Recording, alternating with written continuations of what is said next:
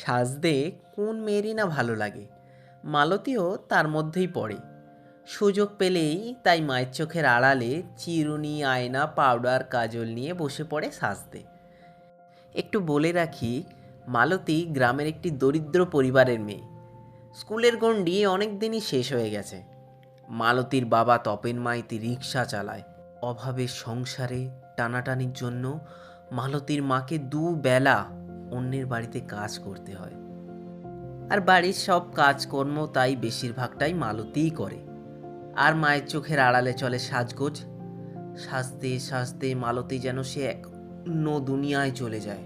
একবার মালতীর পাশের গ্রামের বন্ধু শিউলির বিয়েতে সপরিবারে নিমন্ত্রণ পেল। মালতীর বাবা মা অবশ্য প্রথমটায় যেতে রাজি হয় না, কিন্তু মালতীর অনেক অনুরোধে শেষে বাধ্য হয়ে শিউলির বিয়েতে যায়।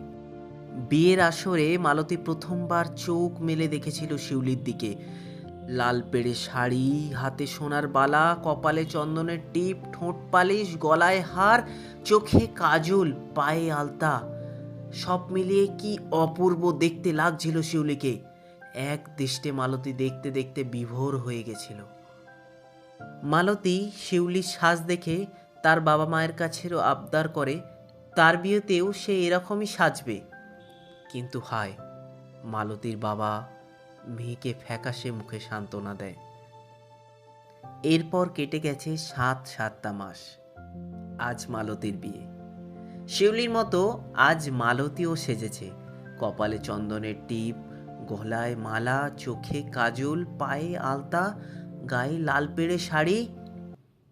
কিন্তু হায়, তফাৎ শুধু একটাই, সেদিন শিউলির বিয়েতে সানাইয়ের সাথে ছিল আনন্দের উচ্ছ্বাস, আর আজ মালতীর বিয়েতে কান্নার রোল, বেদনার হাহাকার।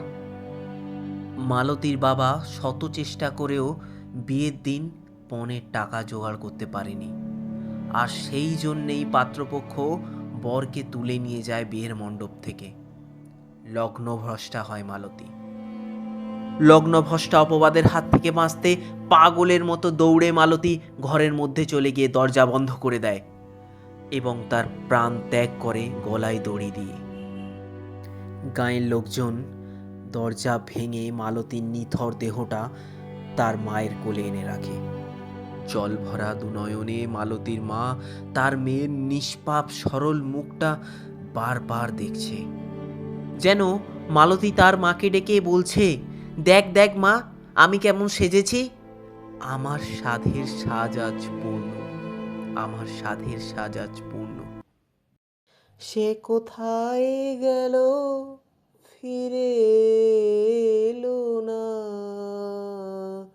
সে যেতে যেতে চেয়ে গেল, কি যেন গেয়ে গেল, তাই আপন মনে বসে আছি কুসুম বনেতে, তাই আপন মনে বসে আছি কুসুম বনেতে। আমার প্রাণের পরে চলে গেল কে।